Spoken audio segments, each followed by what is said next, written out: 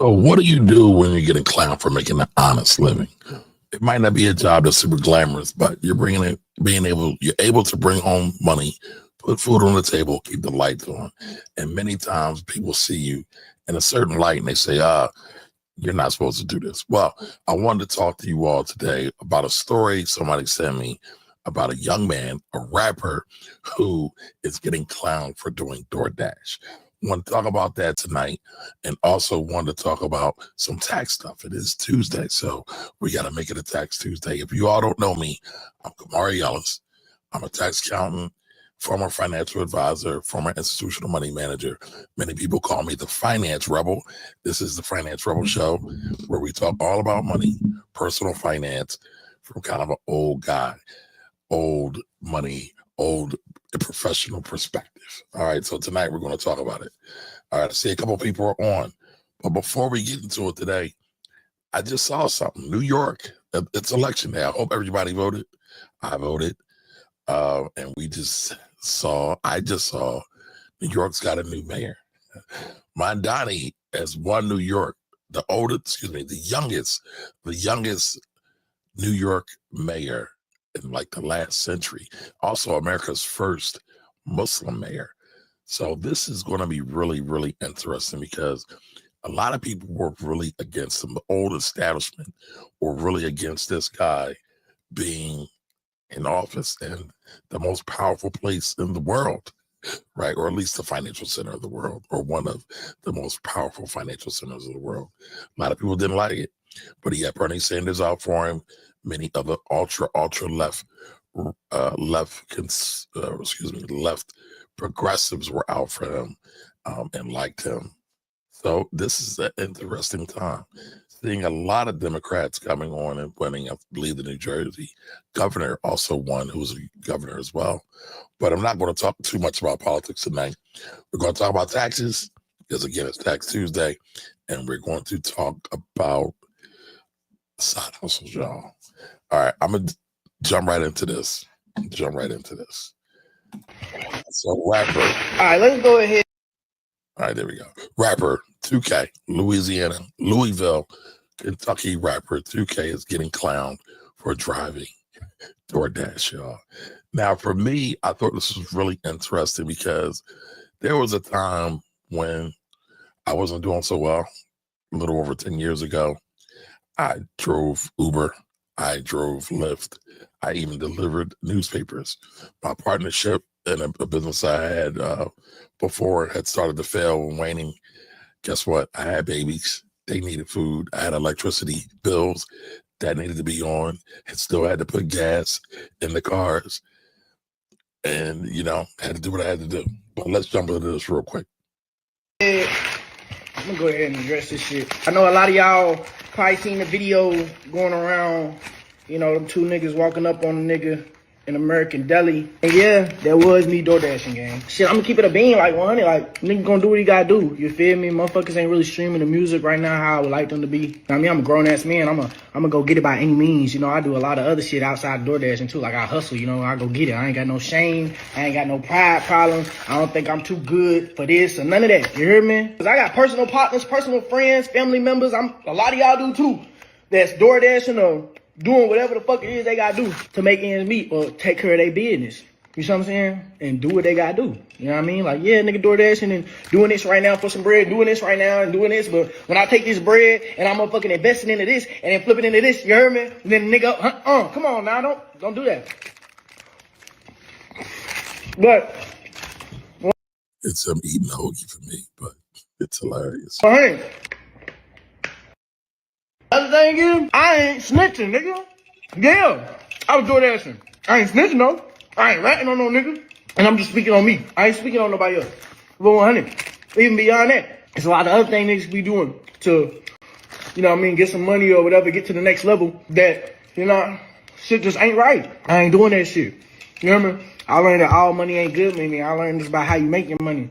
You know what I mean? So, at the end of the day, whether we talking about $100 or $100 million, it's about how a nigga got that. It's about how a nigga obtained that shit. That shit matters to me. It might not matter to you, but it matters to me. You know what I mean? I don't give a fuck if I gotta do 100 million DoorDash orders before I go out here and make 100 million with some people that ain't right or doing some shit that ain't right. You know what I mean? 100. So, nigga, yeah, I was DoorDashing, nigga. I ain't snitching, I ain't ratting. 2 lost the album out now. Novocaine out now. Hit Me Last out now. Drop. Now, I love how he's actually promoting his music all at the same time while he eats a hoagie and he stands on business about DoorDashing. Dropping the deluxe very soon. Tap in. Bro, this motherfucking 2KBaby in this home, bro. Damn. This motherfucking 2K, nigga. Hey, bro. You 2KBaby, ain't it? Yeah, man. You be rapping and shit, huh? Yeah. But y'all had DoorDashing and shit, bro. This nigga DoorDashing. This nigga DoorDashing, bro. Damn, y'all had them fell off and shit, man.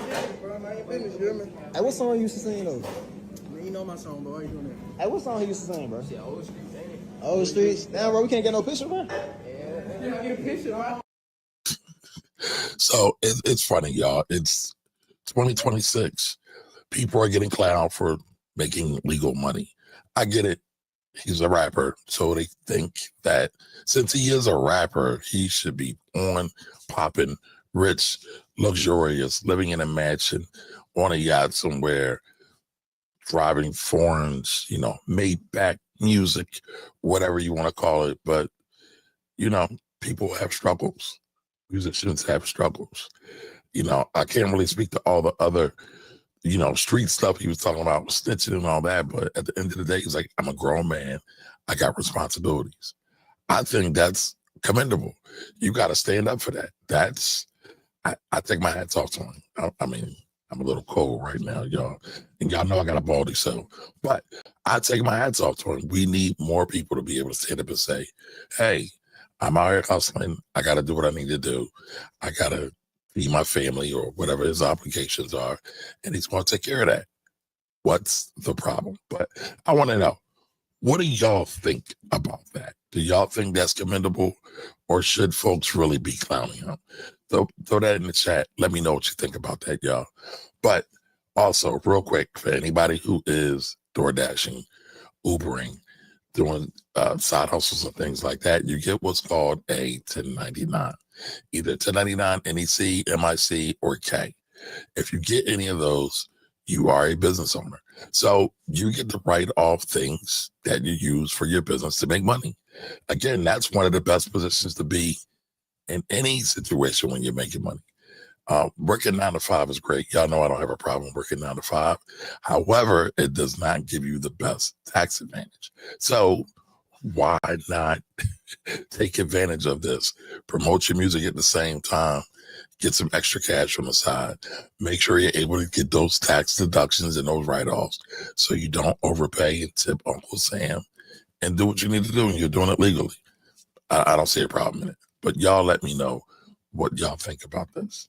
All right, I got one more thing I want to talk about with y'all. I'm not going to be on here too long, but I wanted to talk about this one thing. Somebody else sent this to me as well. And so I wanted to do this. I'm going to start working on doing these more timely. Even if I'm late, y'all, or early, I'm going to work on doing these more timely.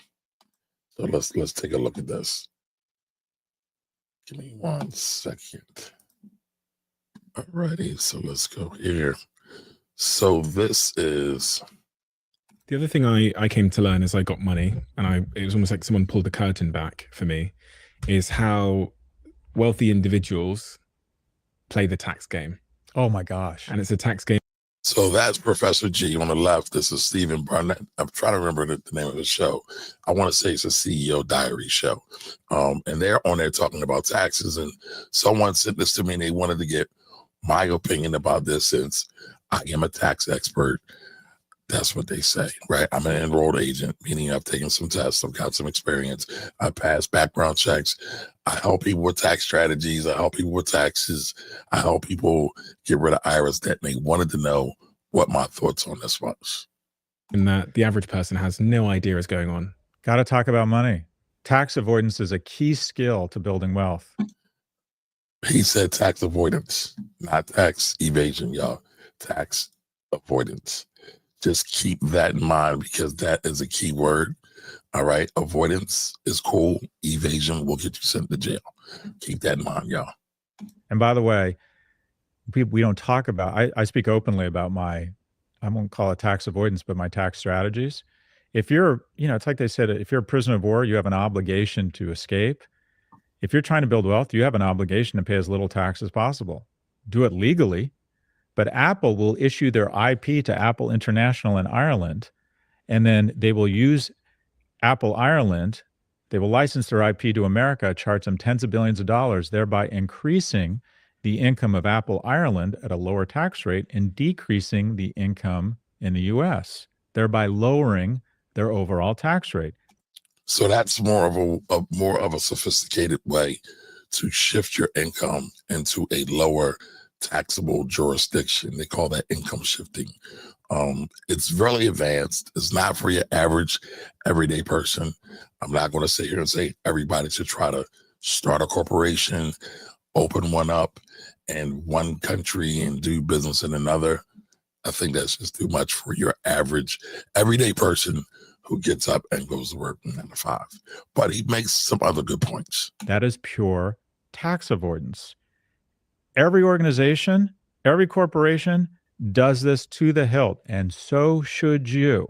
By the way, I will vote for people who have an alternative minimum tax. We have to raise taxes on corporations. The 25 wealthiest Americans pay between 6 and 8% tax rate. What are the tax games they're playing? Oh, the rich people. There's a bunch of them.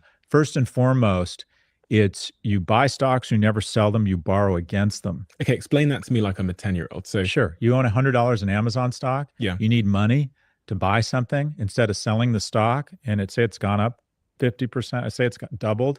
You would have to realize a capital gain and pay long-term capital gains on that $50 gain. No, just borrow against it and let the stock continue to grow.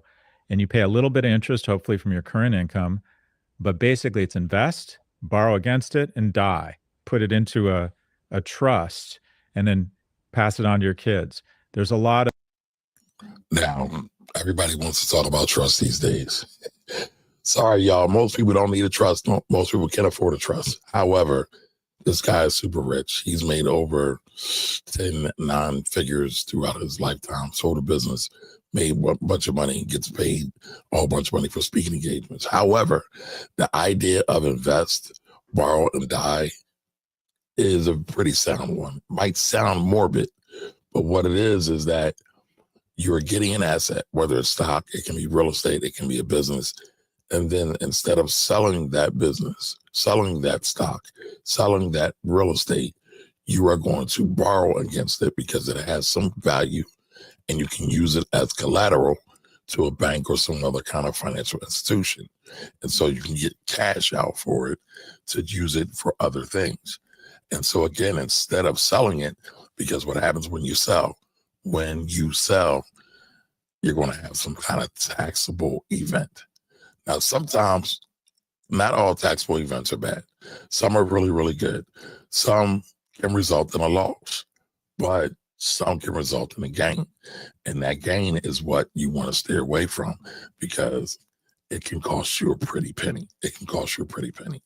And then talking about dying, the beautiful thing about death, and forget about estate tax right now, this regular income tax. I won't bore you all with that. When you die, your heirs then receive that asset at what's called step up in basis, meaning that they will, on paper, the IRS will say, you brought this piece, asset, stock at the price it was valued at the time of death for your loved one who passed on, that passed it on to you. So, for example, I've been talking to you all about my father passing, and he left me his property. So at the time of his death, or the date of his death, I then get to recognize that my value, or what's called my basis in this property, is the same as it was the day that he died. And then so let's say the property is worth $100,000. The day that he passed, let's say it was for $50,000. I want to sell it. I only pay tax on $50,000 instead of $100,000, right? I don't know if you can just add that up real quick. That's really, really powerful. Now, if you don't sell it, because the goal would be to then do the same thing that he did in the previous generation, buy it, borrow against it, then die and pass it on, so you never pay any tax on it. It can be really, really powerful. The problem is most people can't do this. Most people can't do this because they don't have enough income to sustain themselves throughout whatever issues in life they're going to go through. They don't have enough money to sustain themselves if the car breaks down, if the roof falls in, things like that. It is said that your average American, and there's a couple of different studies out there, but your average American doesn't have $400 to deal with an emergency. There's another story out there, a study out there saying that your average American doesn't have $1,000 to deal with an emergency. So what should you do? Well, when you have an opportunity, you should be saving money as much as possible, put it to the side. And then when you get the opportunity, you buy assets. Then you take those assets, you borrow against them. But here's the deal. I see people do this a lot and they mess it up because when they borrow, they don't put money aside and then buy more assets. Many times they get the money, they buy dumb stuff, they buy cars, they buy jewelry, they go on vacations to all these fancy exotic places. Listen, I love a great vacation too, but I ain't made it to Hawaii yet because I can't afford it. So, I got to do a staycation here in the city or do something that's reasonable that fits my budget. But most people don't like that B word. They think it's a nasty word, budget. But again, it can be really, really powerful. You got to be able to stay within your means. But this idea of invest, borrow, and die can be a powerful one when you're starting to think about it from a long range state of mind. It can be really, really powerful. Let me know if anybody has any questions or what you think about this topic. Go ahead and throw it in the chat. Again, there's a whole lot of stuff going on. I think this is really, really powerful. This idea right here, I think it's really, really powerful when done right. But again, personal finance is personal. So everybody has to do what's best for them. And sometimes you get these talking head people online, myself included, and they're not factoring in what your personal situation is. And they're just saying, hey, do this. So before you do some of these things, you should probably consult with someone that you trust, an advisor, professional or not, but somebody who understands what's going on, and then seek guidance. Seek guidance for it. All right. All right. So we got a couple people on the chat. So Don Johnson's here. What up, Don? Chastity said. Chastity says he ain't robbing or stealing. I love it. I'd loved it too. Shout out to 2KBaby. I actually listened to some of his music. I like some of it. All right. Yeah, Don, that is true. That is the reflection of the youth. It is. What up, Jamel? How you doing, buddy? All right, so we went over 2 stories today, y'all. In and out. We talked about 2KBaby driving in DoorDash, and then we talked about Professor G and what he's doing with the invest, borrow, and die strategy. So, I mean, what do y'all think? What do y'all think about both of these stories that I covered today? Do y'all want more of these stories that we're covering?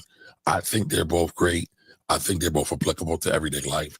I think a lot of times we get, the gurus, and again, you can throw me in with them because I have somewhat of a social presence, even though I kind of reject it. Some people tell me I need to stop rejecting it. But, they say, well, Kamari, you're a talking head now. Okay, I guess. But I feel like sometimes we talk over the heads of people. And again, personal finance is personal, but we don't really break it down and make it where you can understand it. One of my biggest, I guess, people, I was a fan of the Black Eagle. He was a broadcaster who passed last year, I believe it was. His saying was, put it where the goat can get it, meaning it should be low, should be flying over people's heads. It should be basic in understanding. Sometimes I feel like We talk about these things, do what the billionaires do and all these other things. But again, your average billionaire, your average American can't survive an emergency for $400. Can't survive an emergency that will cost them $1,000. So what does everybody do in the interim? Well, they just follow along and get along, I guess. But I guess, the regular everyday stuff is not boring. Everybody wants the Ferrari. Everybody wants the Porsche, where most people can only afford a Ford. And that's okay. There's actually some pretty fly Fords out there too down these days. But tell me what y'all think. Again, part of the reason why I wanted to go live tonight is I got this new fancy light. It's like a lightsaber light. So I wanted to test it out and see how it went. But again, let me know what y'all think. I'll be back soon, probably tomorrow, with more financial news, breaking things down and give you my reactions and how everyday people can apply it to their everyday lives. All right, everybody, until the next time, Kamari Ellis out. Finance Rebel, be sure to subscribe to the channel and you all be great. Later, y'all.